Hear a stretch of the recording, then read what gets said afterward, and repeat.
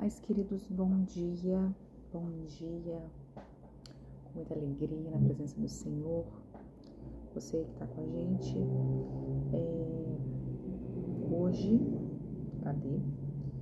dia de número 48, Levíticos de número 21 e 22, Mateus capítulo de número 28.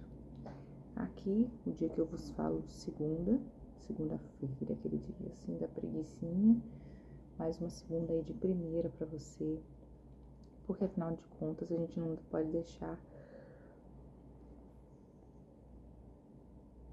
acabei de falar, a segunda desanimar nós não, né? Porque é segunda, que é o primeiro dia que a gente vai começar com preguiça, vamos começar para cima.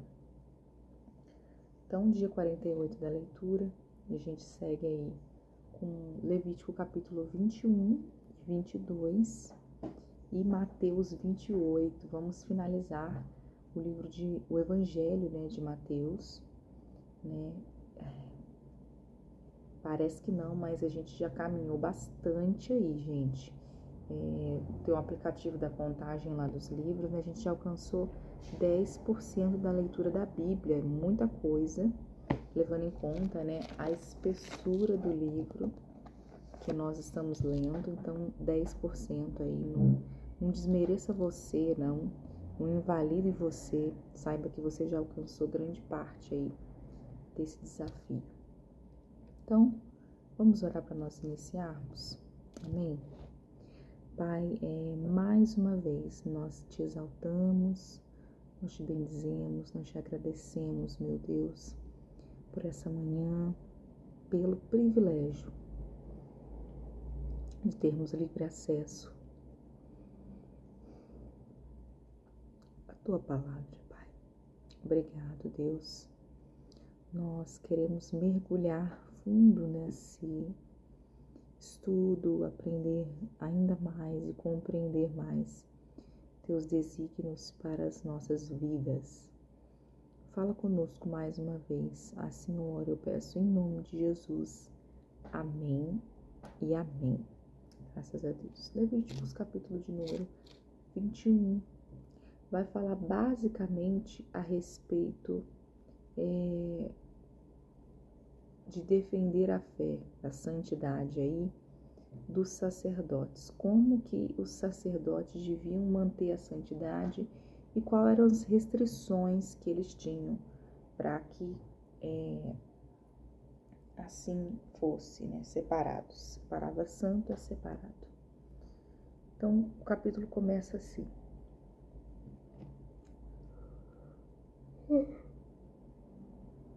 Disse o Senhor a Moisés: fala aos sacerdotes, filhos de Arão, e dize-lhes: o sacerdote não se contaminará por causa de um morto entre o seu povo, salvo por seu parente mais chegado, por sua mãe, ou por seu pai, ou por seu filho, ou por sua filha, ou por seu irmão, e também por sua irmã virgem, chegada a ele, que ainda não teve marido, pode contaminar-se. Ele, sendo homem principal entre o seu povo, não se contaminará, pois que se profanaria.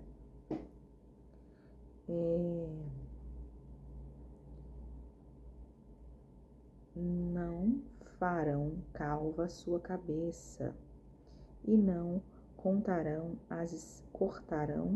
as extremidades da barba, nem ferirão a sua carne. Santos serão a seu Deus, não profanarão o nome do seu Deus, porque oferecem as ofertas queimadas do Senhor, o pão do seu Deus. Portanto, serão santos, serão separados. Então, em primeiro lugar, um sacerdote, um levita, era praticamente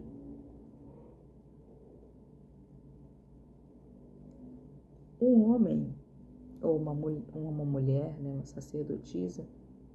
Não, aqui a gente não vai ver sacerdotisa, mas a gente vai ver no livro de Juízes, que tinha aí um propósito com Deus, um pacto com Deus. E dentre elas, ela era considerada uma pessoa nazireu, alguém que tinha esse voto e guardava esse voto desde o princípio da vida.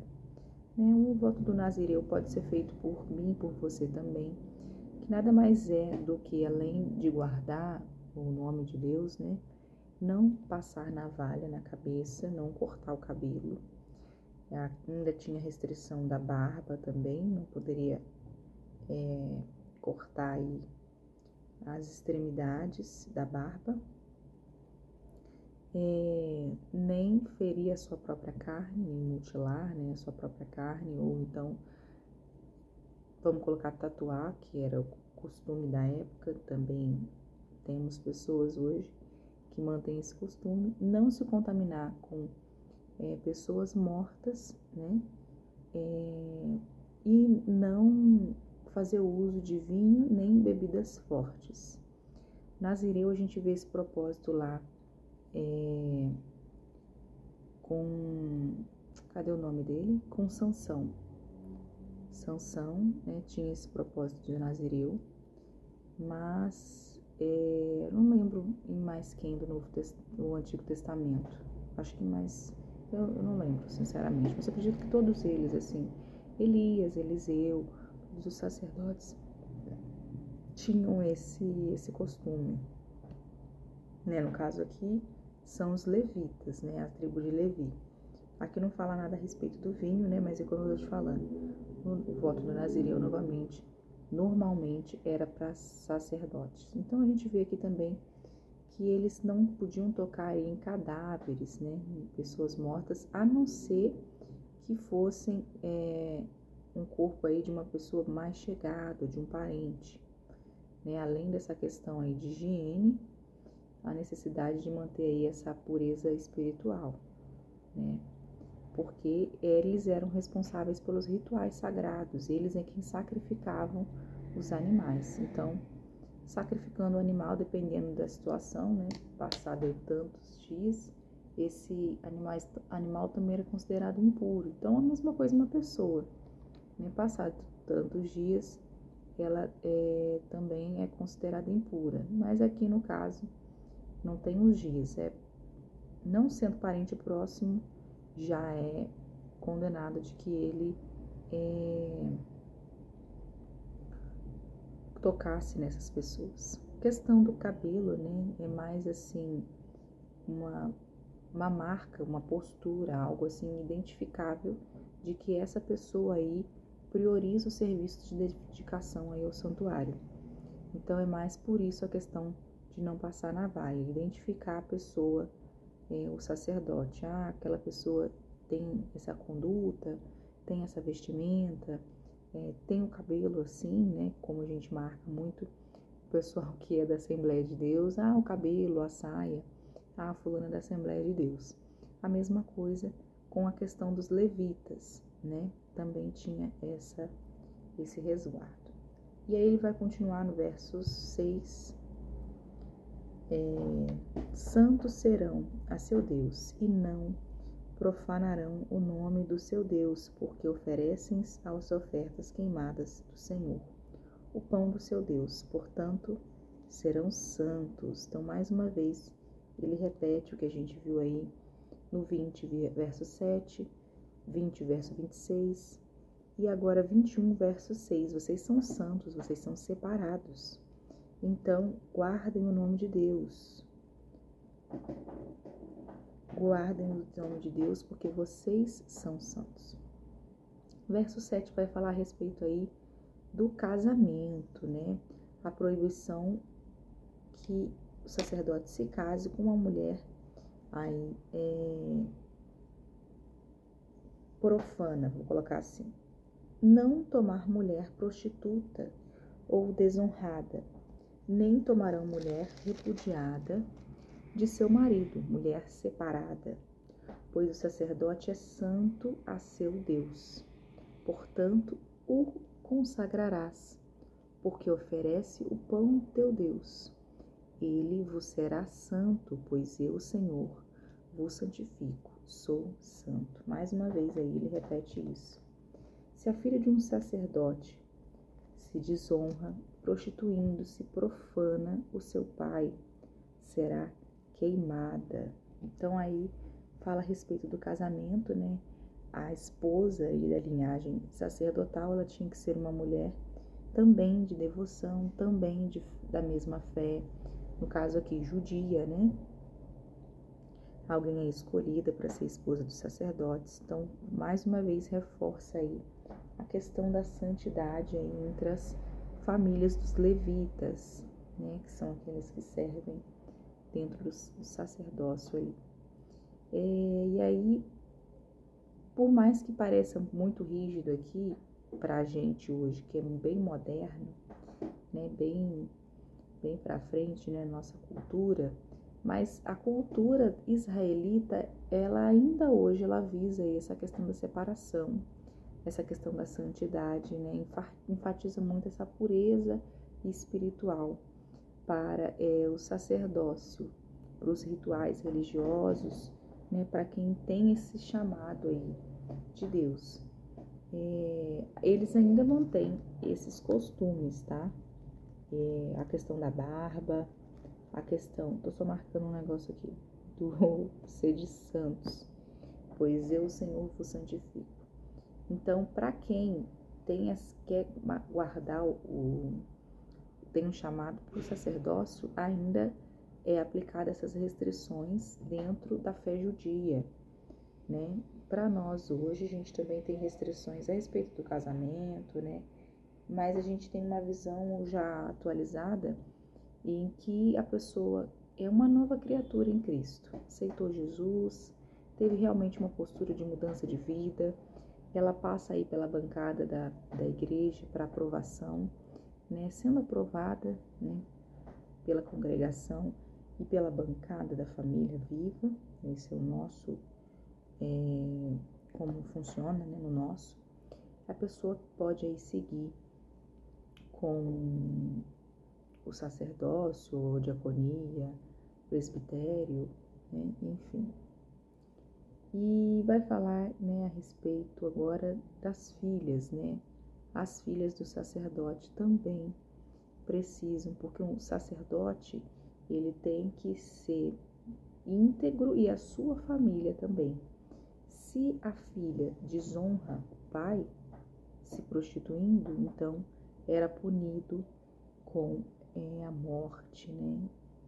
Era bem severa essa questão aí na época.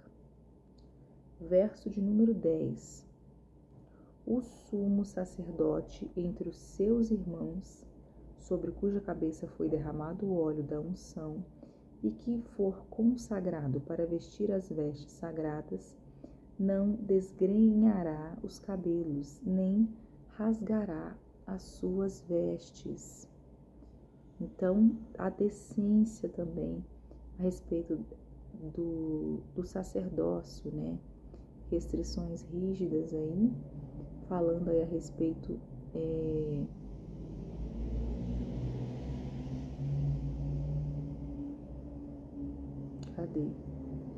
a respeito para vestir as vestes, não desgrenhará os cabelos. É porque no sentido de que quando a pessoa estava muito triste, ou muito infeliz, ou muito revoltada, por colocar assim, ele tinha, pela época a gente vê também na Bíblia mencionar isso, que eles tinham o costume de rasgar suas vestes, né, e vestir vestes de pano de saco e arrancar aí os cabelos, né. Mas o sacerdote tinha que ter uma postura mais firme, não podia se deixar e se descabelar. Vou colocar assim, tá? E nem rasgar as vestes num momento aí de profunda tristeza.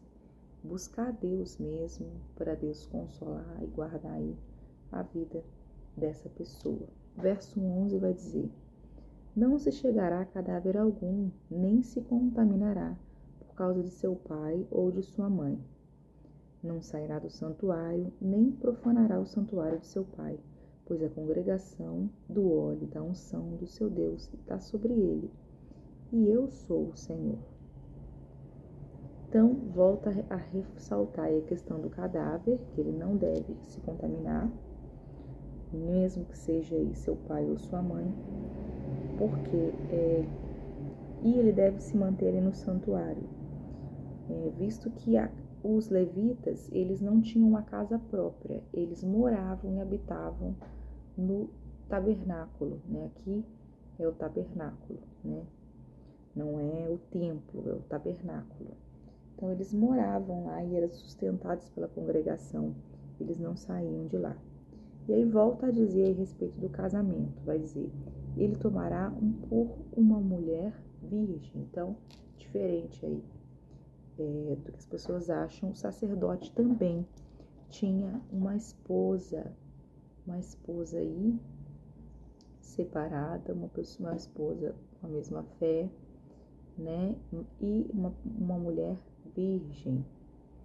E vai dizer mais, e não profanará sua decência entre o seu povo, porque eu sou o Senhor, que o santifico. Também vai dizer, viúva ou repudiada, ou desonrada, ou prostituta, estas não tomará, mas virgem do teu povo tomará por mulher. Pulei um aí, né?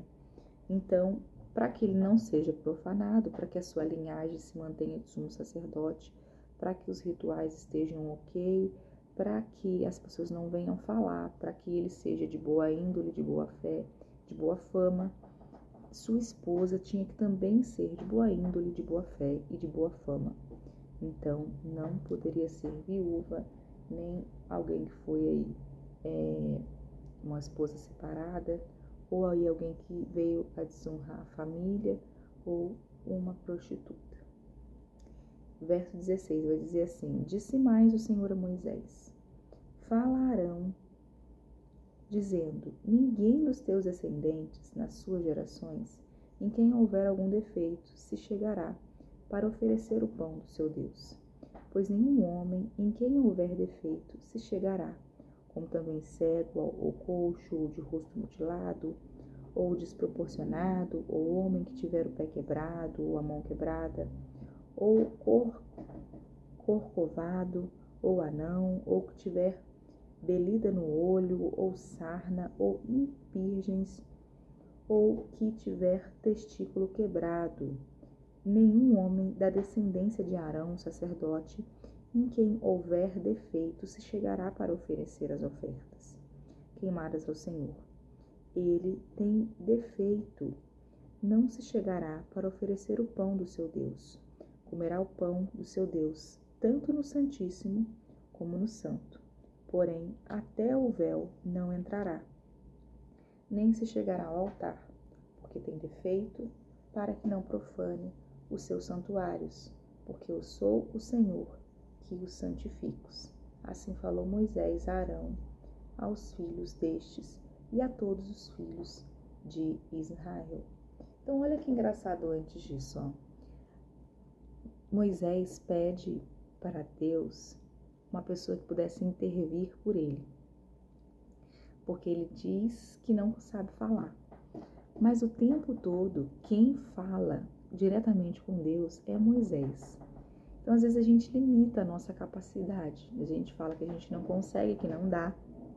Mas com o passar do tempo, a gente vai se habituando às coisas e a gente acaba tomando posse do fardo e do trabalho que Deus designou para nós. Então, por mais que você ache aí que não é capaz, que não dá, dá sim.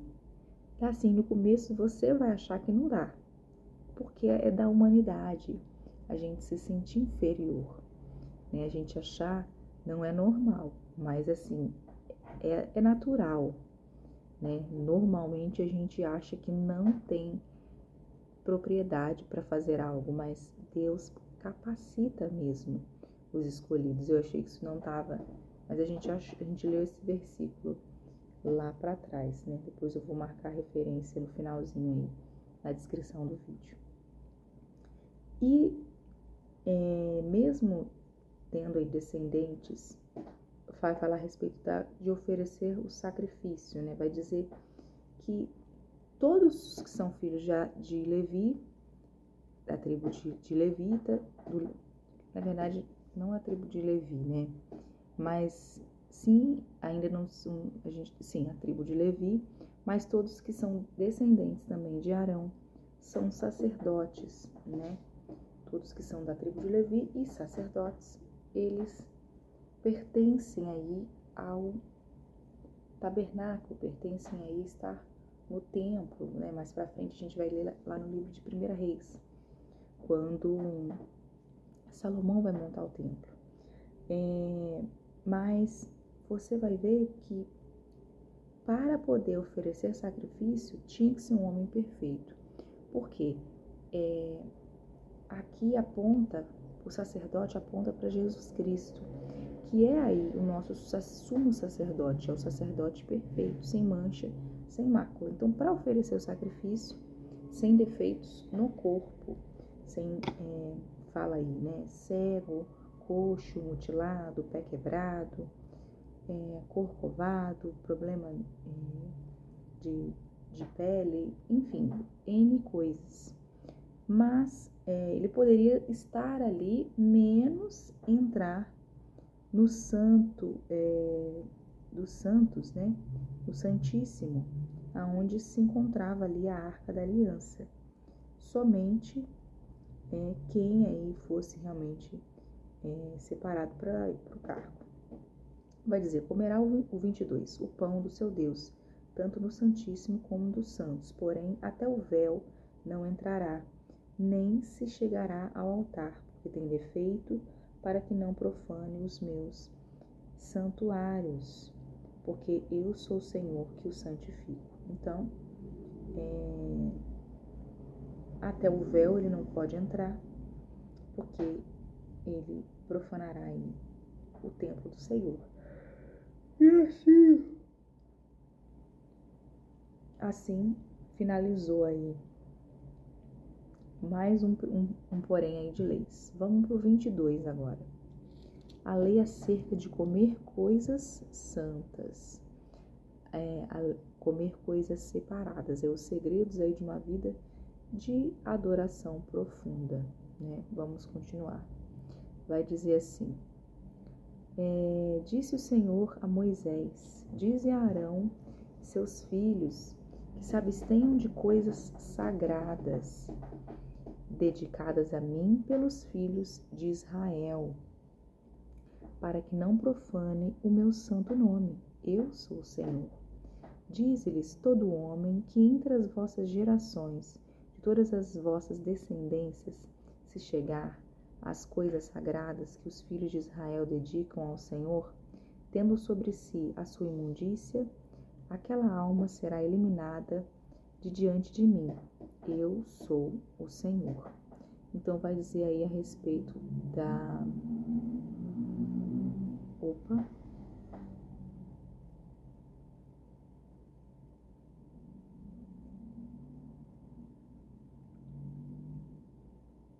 Todo homem que dentre as vossas gerações, as vossas descendências, se chegar às coisas sagradas.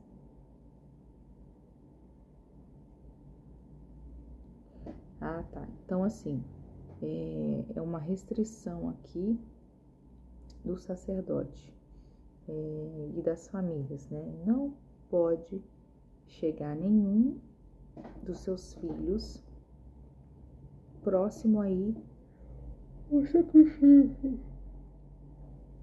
Porque os sacrifícios de duas as uma, ou é por agradecimento, ou é por arrependimento, ou é por expiação de pecados.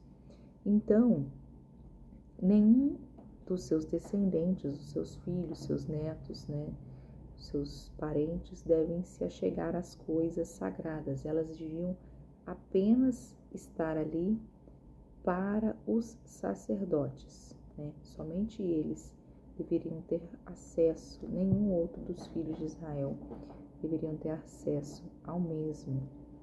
E o verso 4 ele continua dizendo, vai dizer, ninguém da descendência de Arão que for leproso ou tiver fluxo comerá das coisas sagradas até que seja limpo, como também o que tocar alguma coisa imunda por causa de um morto ou qualquer que der a emissão do sêmen ou qualquer que tocar algum réptil com que se faz imundo, ou com algum homem com que se faz imundo, seja qual for a sua imundícia.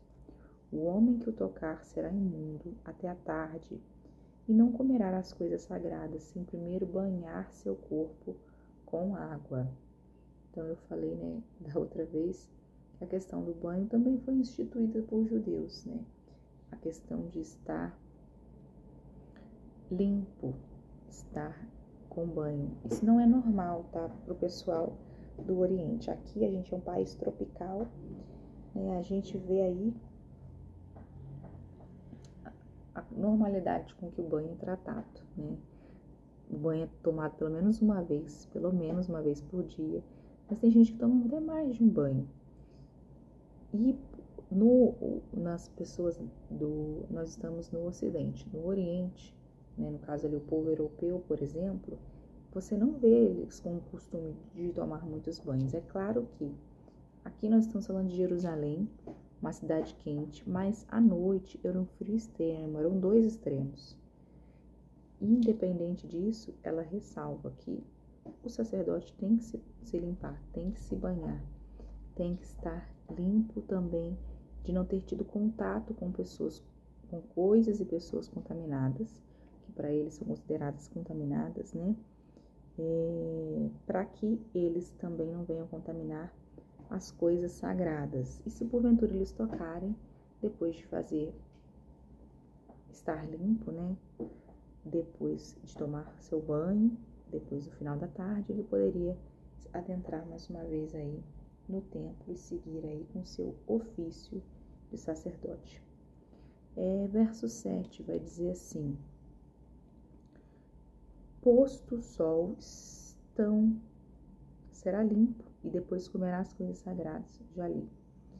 Porque é seu pão. Do animal que morre por si mesmo ou é dilacerado, não comerá, para com isso não contaminar-se. Eu sou o Senhor. Então, coisas mortas também inclui animais mortos.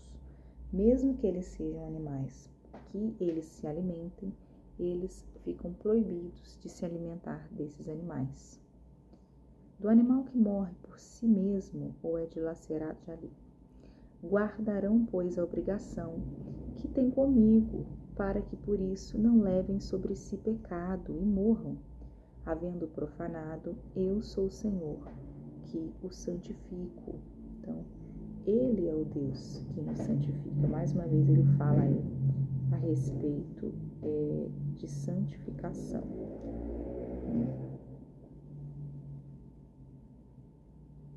Não guardem pecados, não levem sobre si. Então, sempre façam sacrifício, sempre peçam perdão, sempre levem a Deus o seu erro. 10 vai dizer: mas se o sacerdote comprar algum escravo com seu dinheiro, 10, primeiro pulei. Nenhum estrangeiro comerá das coisas sagradas. O hóspede do sacerdote, nem o seu jornaleiro comerão das coisas sagradas. Somente o sacerdote pode comer aí do que foi separado por Deus para ele no templo, né? Os direitos aí dos estrangeiros. Mas se o sacerdote comprar algum escravo com seu dinheiro, este comerá delas. Os que nascem na sua casa, estes comerão do seu pão. Quando a filha do sacerdote se casar com um estrangeiro, ela não comerá da oferta das coisas sagradas. Então, eles teriam que ter um outro meio de trabalho, um outro meio de sustento para eles poderem se alimentar, visto que comprando um escravo, este acaba se tornando um com o seu dono, né? E aí tem acesso aí a comer a todas as suas coisas, a ter direito à sua casa, tanto aí os seus filhos que nascem naquele lugar dos escravos, mas o estrangeiro, o hóspede, não pode ter acesso a essas coisas. E vai continuar dizendo: quando a filha do sacerdote se casar com um estrangeiro, ela não comerá da oferta das coisas sagradas. Mas se a filha do sacerdote for viúva ou repudiada, e não tiver filhos, e se houver tornado à casa de seu pai, como na sua mocidade, do pão do seu pai comerá, mas nenhum estrangeiro comerá dele.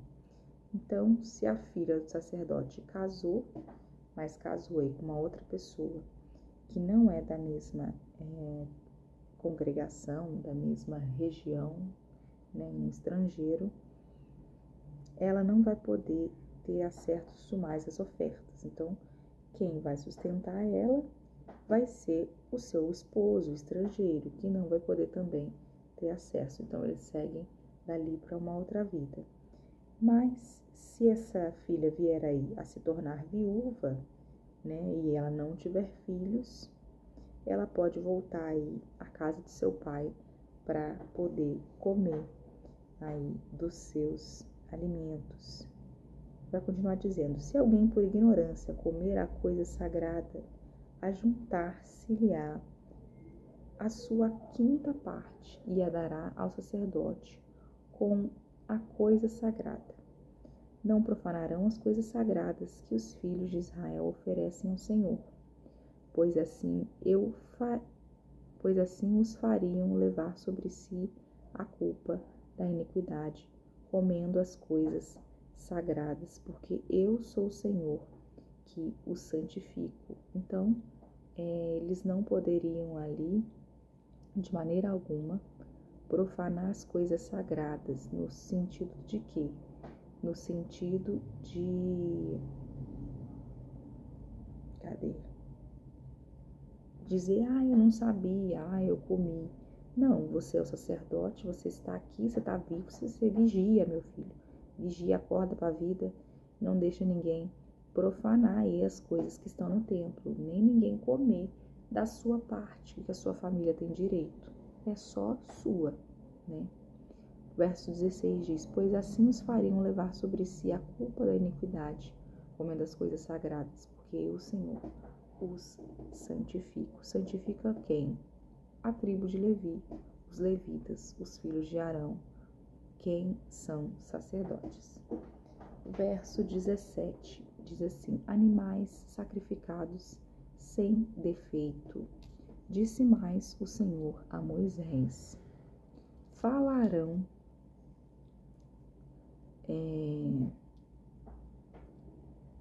e a seus filhos e a todos os filhos de Israel, e dize-lhes: qualquer da casa de Israel e dos estrangeiros em Israel apresentar a sua oferta, quer em cumprimento de seu voto, ou como ofertas voluntárias que apresentam ao Senhor em holocausto, para que seja aceitável oferecer macho sem defeito, ou do gado, ou do rebanho, da ovelha, ou das cabras. Porém, todo o que tiver defeito, esse não oferecereis, porque não seria aceito o vosso favor. Então, mais uma vez enfatiza aí que os animais a serem oferecidos, a serem ofertados, tinham que ser sem mancha, sem mácula, sem defeito. Por quê? Porque ele aponta para Cristo, né, que foi o nosso Cordeiro, né? Mais uma vez, ressalvo isso. Então, não poderia ter defeito algum esse animal. Mas eu já vou matar ele. O que tem? Ele tem um probleminha. Não pode, tá? Essa é a orientação de Deus para com o povo. Para que seja aceitado oferecer macho, então tinha que ser um macho sem defeito. Um macho, uma cabra, um gado, uma ovelha, né? Mas todos aí sem defeito, para que eles fossem aceitos. 21 vai dizer: quando alguém oferecer sacrifício pacífico ao Senhor, quer em cumprimento de voto ou como oferta voluntária do gado ou do rebanho, o animal deve ser sem defeito. Para ser aceitável, nele não haverá defeito nenhum. O cego, ou aleijado, ou mutilado, ou ulceroso, ou sarnoso, ou cheio de impingens, não os oferecereis ao Senhor, e deles não poreis oferta queimada ao Senhor sobre o altar. Então fala aí dos defeitos dos animais, né? Nenhum deles poderiam aí ser oferecidos.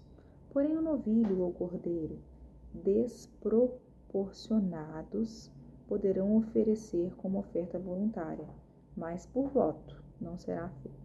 Então, desproporcionados que falam o quê? Eles pequenos demais, eles bem pequenos. Então, pode ser os menores, podem ser oferecidos aí como oferta, mas como oferta voluntária a Deus.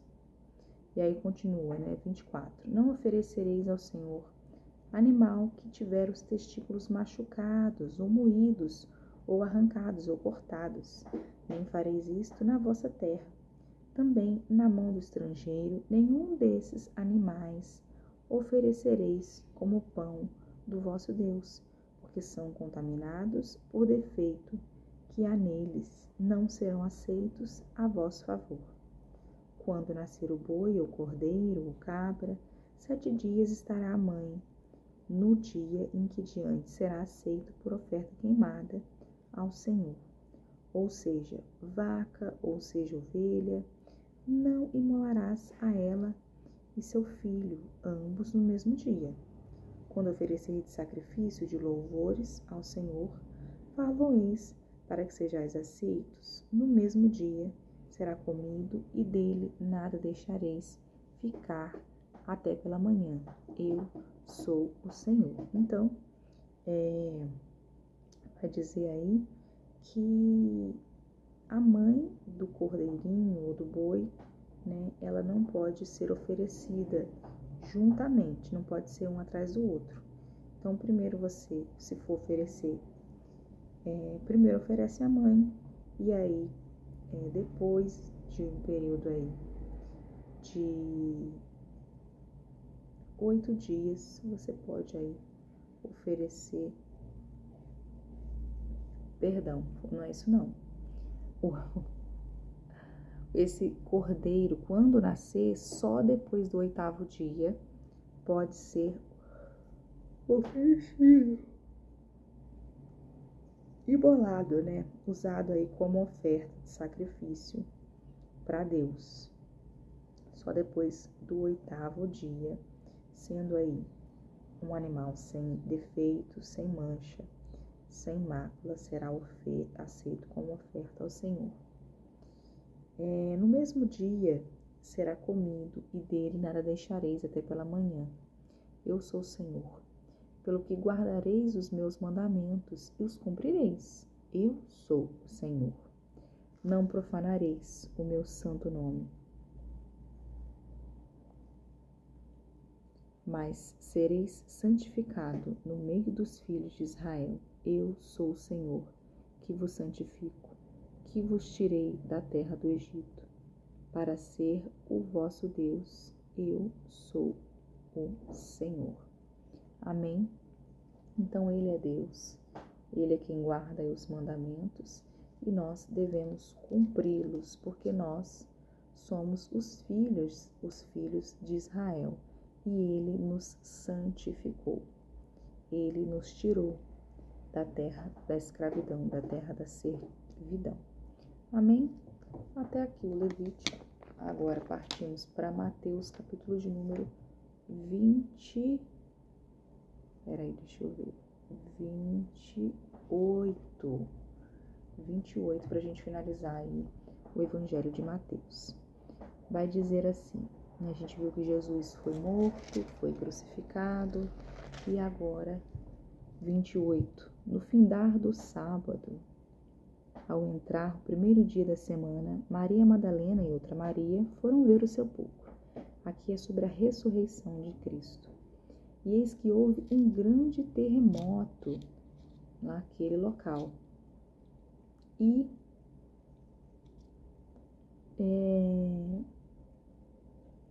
porque um anjo do Senhor desceu do céu, chegou-se, removeu a pedra e assentou-se sobre ela. Então, a pedra dos túmulos naquele tempo eram enormes, eram pedras gigantes mesmo, que eram usadas aí como se fossem portas. Eram usadas para selar aí os túmulos. Elas eram roladas, né, para elas poderem fechar as entradas das covas, dificultando aí a entrada de animais que viessem a querer mutilar os corpos, para que eles pudessem decompor aí de maneira natural, né? Então, por isso eles usavam essas pedras circulares enormes. E aqui fala a palavra que Maria Madalena e outra Maria foi lá no sepulcro, mas chegando lá, elas não encontraram o corpo do mestre. Onde está o mestre?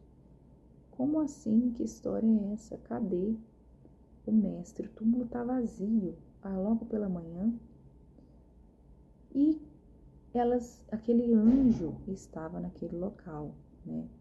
Estava ali sentado naquela pedra, e as duas Marias estavam ali, prestando as suas últimas homenagens ali, né? Aquele corpo, fora que elas também temiam, assim como os próprios romanos temiam, que aquele corpo fosse retirado, né? Então elas também queriam, de certa maneira, vigiar aquele local. Mas como era aquele anjo, né? Diz que aqui havia um anjo, apareceu um anjo, primeiro um terremoto, depois o anjo, e aí essa pedra, ela rolou, né? Ele tirou aquela pedra que cobriu o túmulo. A pedra era muito pesada mesmo, precisava-se de 2, 3 pessoas para eles conseguirem rolar essa pedra, mas eis que o anjo aí facilmente, uma pessoa só, tirou aquela pedra, né? Mas é uma figura celestial aqui, né? Por isso que é uma pessoa só e com muita força. Vai dizer que seu aspecto era como um relâmpago e sua veste alva como a neve. Então, a aparência dele era muito impressionante, né? E os guardas tremeram apavoridos. É a palavra que está escrito no meu. E ficaram como se estivessem mortos. Mas o anjo, dirigindo-se às mulheres, disse: não temais, porque sei que buscais Jesus, que foi crucificado. Então, lembra que a gente leu no finalzinho do passado ali, lá Mateus 27, capítulo 62, os fariseus, os sacerdotes, se dirigiram aí até Pilatos com receio de que o corpo fosse tirado, dizendo que ele não disse que ia ser ressuscitado. Se a gente deixar ele levar o corpo, ele vai dizer que ressuscitou. Mas não deu tempo, nem as mulheres, nem os guardas conseguiram ali impedir. Realmente ele havia sido ressuscitado, né? E o anjo diz àquelas mulheres isso: eu sei que vocês buscam um ressuscitado, mas ele não está aqui, ele ressuscitou. Glória a Deus, porque ele vive, posso crer no amanhã. Amém? E aí eles continuam, né? Ela diz, cadê? E depois depressa, e dizei aos seus discípulos que ele ressuscitou dos mortos, e vai adiante de vós para a Galileia, ali e vereis, é como vos digo. E retirando-se elas apressadamente do sepulcro, tomadas de medo e grande alegria, correram e anunciá-lo aos discípulos. E eis que Jesus veio ao encontro delas e disse: salve! E elas, aproximando-se, abraçaram-lhe os pés e o adoraram. Então, o próprio Jesus ali aparece. O primeiro anjo informa para elas que ele não estava lá mais. Corre, gente, espalha a notícia, né, que ele ressuscitou. E aí, ele mesmo aparece ali para elas, né, e elas ali olhando, né, com um pouco de medo, mas ao mesmo tempo alegria. Elas vão anunciar que ele havia ressuscitado, mas antes elas têm esse encontro com Jesus aí, essas mulheres, né? E elas dizem, primeiro Jesus fala, né? Não temais, ide avisar a meus irmãos que se dirijam a Galileia e lá me verão, né? Que era necessário que eles não ficassem no mesmo lugar ali, mas que eles mudassem de lugar, que fossem para Galileia, né? Por quê? Porque chegou o momento de se proclamar o Evangelho. A gente vai chegar lá. Ele vai falar o ide para todos nós. É chegado o momento de testemunhar tudo aquilo que eles haviam visto, né? Vivido, vivenciado. Aquela alegria tomou aquelas mulheres para que elas pudessem ir lá anunciar que ele estava vivo, que ele ressuscitou. E aí os guardas estavam também lá junto com aquelas mulheres quando aquilo tudo aconteceu. Só que eles estavam enrascados, né? Eles poderiam morrer. E aí o que eles resolvem? Mentir. Verso 11 vai dizer assim: indo elas, eis que alguns da guarda foram à cidade e contaram aos principais sacerdotes tudo o que sucedera. Reunindo-se eles com o conselho, com os anciãos, deram grande soma de dinheiro aos soldados, recomendando-lhes que dissessem: vieram de noite os discípulos dele e o roubaram enquanto dormíamos. Caso isso chegue ao conhecimento do governador, nós o persuadiremos e vos poremos em segurança. Eles, recebendo o dinheiro, fizeram como estavam instruindo. Essa versão divulgou-se entre os judeus até o dia de hoje. Então, eles vivenciaram aquilo e eles testemunharam para os seus superiores. Eles não mentiram de cara, não. Mas os próprios superiores ficaram com receio. Falou, não, o que a gente vai fazer? Ele ressuscitou mesmo, ele ressuscitou como ele havia falado, mas a gente não pode deixar que essa notícia se espalhe, né? Então, eles subornaram para que eles mudassem a versão real da história, né? Não vai falar que o túmulo estava vazio, não, pelo contrário. Aceite esse dinheiro e assim fica, né? O poder aí da influência dos líderes religiosos sobre as pessoas, né? Realmente, uma mentira contada pode vir a se tornar uma verdade, mas, por ironia do destino, né? E não, na verdade, ele disse para as mulheres que ele apareceria. Ele vai de encontro aos discípulos e também a outras pessoas. Não nesse evangelho a gente não vê, mas nos outros a gente vai ver que ele aparece para mais pessoas. Vamos finalizando aí, agora o 16. Jesus aparece aos 11 na Galileia. 11 porque Judas já havia aí se enforcado.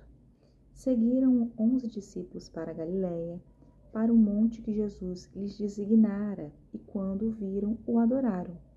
Mas alguns duvidaram, né? Eis aí da humanidade aí, a desconfiança, né?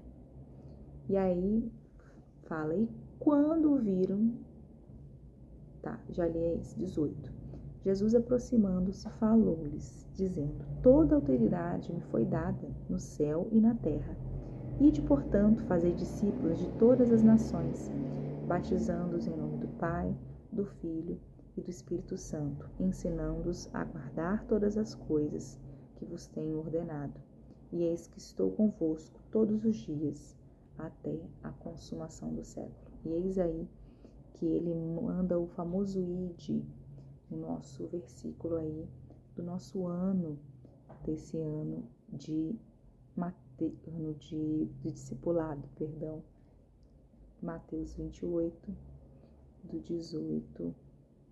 do 19 ao 20, né? Esse ide está no imperativo, então não é só para os discípulos, mas para todos nós, para mim e para você, cumprir aí esse verbo no imperativo, né? Ele está mandando, ide. Ele não está perguntando se você está pronto ou se você não está. Ele está mandando cada um de nós fazer isso, anunciar o Evangelho, batizando e levando aí os ensinamentos de todas as coisas que Ele nos ordenou. Amém? Finalizamos aí o dia de número 48. Vamos orar? Pai, muito obrigado, Senhor, por essa palavra. Muito obrigado, Deus, pelas referências que o Senhor deixou para nós, para nos guardarmos, para nos santificarmos, para estarmos limpos diante da Tua presença. É de extrema responsabilidade estarmos na Tua casa, servirmos com excelência, assim como foi falado ali na vida dos levitas. Mas mais que isso, muito obrigado pelo Seu Filho Jesus, que morreu por nós na cruz, que se entregou por amor a nós. Obrigado, Senhor, por esse sacrifício, nós que não éramos merecedores, mas o Senhor nos alcançou. E glória a Deus por isso. Nós agora seguimos com essa importante missão de levar o seu evangelho às demais pessoas, de espalhar aí as boas novas. E eis que nós cumpriremos elas com excelência. Em nome de Jesus. Amém. Amém? Glória a Deus. É isso. Obrigado você que esteve conosco até aqui e até amanhã. Até o dia de número 49. Tchau!